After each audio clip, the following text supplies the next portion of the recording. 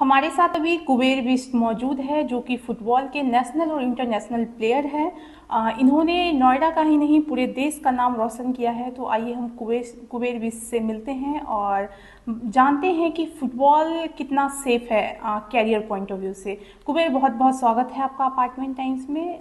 कुबेर, क्या लगता है आपको फुटबॉल कितना सेफ है as a career point of view से देखें तो? पहले तो नमस्ते and thank you to Roza to apartment times for giving me this opportunity. तो मैं अगर जो आपका क्वेश्चन है, ठीक है, मेरे को बहुत टाइम हो गया। मैं जब 8 साल का था तब से मैं फ़ुटबॉल खेल रहा हूँ एंड आज 30 साल का होने वाला हूँ। तो मैंने पूरा इन एंड आउट पूरा अपना जीवन में फ़ुटबॉल से ही सारी ग्रोथ करी है। तो आप अगर बोल रहे हैं कि कितना सेफ है, तो आज मैं जिस भी मुकाम पे हूँ, मैं सारे क्रेडिट एक्चुअली स्पोर्ट्स को, फुटबॉल को देता हूँ।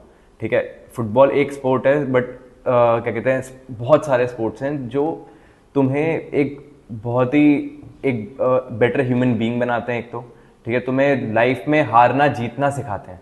सबसे बड़ा एक लाइफ में आज के टाइम पे मुझे लगता है जो जेनजी, जो आजकल जो पूरी जनरेशन है, उनको हार जाते हैं या किसी चीज़ में भी थोड़ा सा भी गिर जाते हैं तो उनको उस चीज़ का बहुत ज़्यादा चोट लगती है ना, मेंटली, फिजिकली, हर एक चीज़। तो एक वो चीज़ सिखाती है स्पोर्ट्स, जो बहुत ही बहुत ही अच्छी चीज़ है। और एक टीम स्पोर्ट होता है तो क्या कहते हैं, और भी ज़्यादा तुम्हें एज अ बॉन्डिंग और एक दूसरे से मिलना सिखाती है। उसके बाद अगर आप करियर पॉइंट ऑफ व्यू से अगर हम बात करें, तो करियर पॉइंट ऑफ व्यू से मेरा मेरा एडमिशन, स्कूल में एडमिशन, मैं पहले समरविल स्कूल नोएडा में था और फिर उसके बाद मैं डीपीएस नोएडा, जो दिल्ली पब्लिक स्कूल नोएडा में आया। स्पोर्ट्स कोटे से ही आया। मेरे को क्या कहते हैं, मेरे कोच जो वहाँ पे, उन्होंने मुझे कहीं खेलते हुए देखा था तो अपने मेरे को डीपीएस नोएडा में लेके आया क्योंकि वहाँ पे स्पोर्ट्स अच्छा था। फिर उसके बाद मेरा college Kirori Mal college Delhi university में हुआ, वो भी स्पोर्ट्स कोटे से हुआ, है ना। और उसके बाद मेरी पहली जो जॉब लगी, जो मैंने जॉब करी, वो भी नोएडा इंडोर स्टेडियम स्पोर्ट्स में ही करी। तो क्या कहते हैं, स्पोर्ट्स मैनेजमेंट भी एक बहुत बहुत बड़ी अपॉर्चुनिटी है। बहुत स्पोर्ट्स बहुत ही वास्ट है। करियर पॉइंट ऑफ व्यू से अगर तुम खिलाड़ी बनना चाहते हो, तुम खिलाड़ी भी बन सकते हो। ठीक है, खिलाड़ी में भी आज के टाइम पे इतनी अपॉर्चुनिटी है। अगर सिर्फ फुटबॉल की बात करें और स्पोर्ट्स की अगर ना बात करें, अगर सिर्फ फुटबॉल की बात करें, तो अभी फ्यूचर बहुत ही अच्छा है। एंड मैं पेरेंट्स को ये बोलना चाहूँगा कि पेरेंट्स को अगर शुरुआत से अगर आप बच्चों पे ध्यान दोगे, उनको अच्छा एक्सपोजर दोगे, अच्छा फिट क्या कहते हैं, रूटीन उनका बनाओगे, डाइट वगैरह अच्छी करोगे, तो बहुत अच्छा फ्यूचर है। और बच्चे, बहुत अपॉर्चुनिटीज़ हैं। इंडियन सुपर लीग आ चुकी है, यहाँ पे आई लीग होती है और भी स्टेट की भी लीग्स होती हैं। किस उम्र में जैसे आपने फुटबॉल खेलना शुरू किया होगा, तो कैसे नेशनल तक खेलने के लिए क्या क्या प्रोसेस होते हैं, क्या क्या प्रोटोकॉल्स हैं, और अपने बच्चों को किस तरीके से तैयार कर सकते हैं?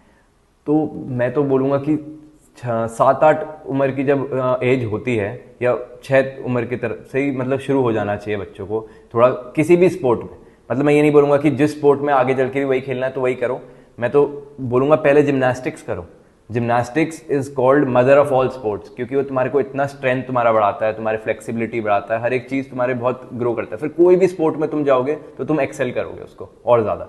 तो मैं शुरुआत सबको बोलूँगा कि जिम्नास्टिक्स से करो, और साथ में टाइम तो होता ही बच्चे के पास, थोड़ा फुटबॉल भी खिलाओ, और भी जिसमें उसकी रुचि हो उसको खिलाओ। एंड क्या कहते हैं, आपने दूसरा क्वेश्चन क्या पूछा था रोज़ा?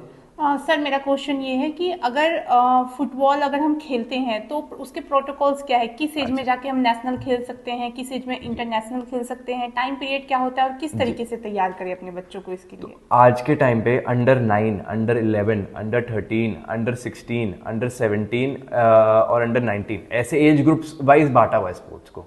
ठीक है, तो कम छोटी से छोटी उम्र अंडर 11 या अंडर 9 भी होता है। तो क्या कहते हैं, यहीं से शुरू हो जाता है। जब मैं अंडर 13 की इंडिया क्या कहते हैं, यूपी को रिप्रेजेंट किया मैंने अंडर 13 में।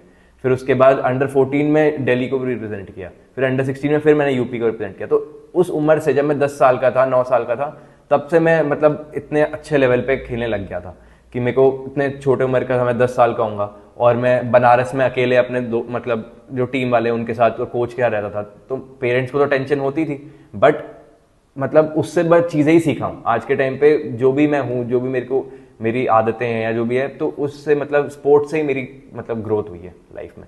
तो कोई भी बुरी एज नहीं है, बड़े भी हो गए तब भी शुरू कर सकते हो, छोटे जितना हो मतलब बेटर है कि आप जल्दी अपॉर्चुनिटी शुरू कर कैसे लो। मिलेगी जैसे इंटरनेशनल खेलने के लिए क्या रिक्वायरमेंट होती है और किस तरीके से प्रिपेयर कर सकते हैं उसके लिए हम?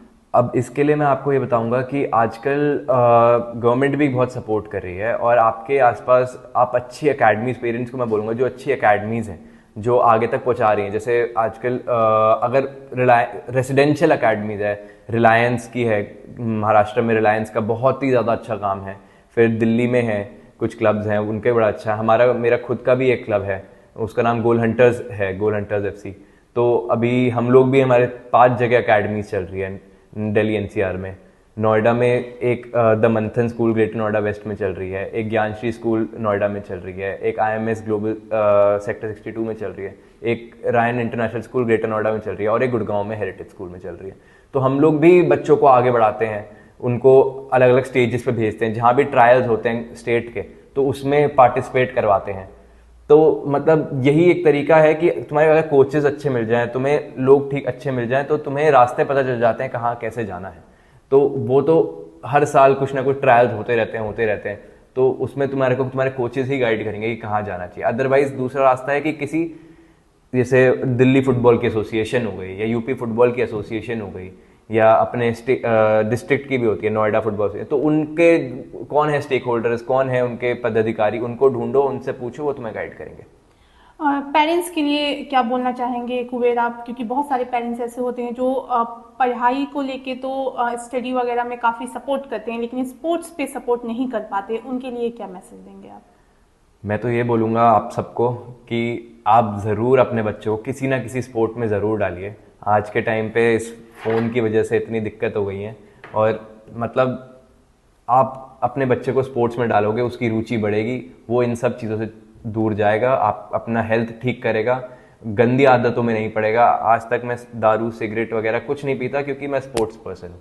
मैं इसमें स्पोर्ट्स में आया, मेरी आदतें ही नहीं रही ये सब चीज़ों की।